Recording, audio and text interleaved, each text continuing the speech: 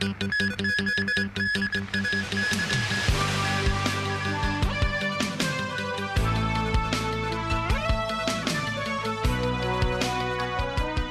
位早晨，我係梁思齊。天文台凌晨0時40分發出1號戒備信號，今朝會維持。天文台預料呢股熱帶低氣壓今日仍然會同香港保持超過700公里嘅距離。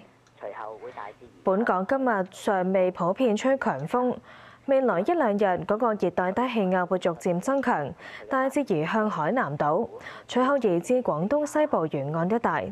天文台會視乎佢嘅強度同本港嘅距離以及本地風力變化，評估係咪需要喺星期4稍後至星期5改發3號強風信號。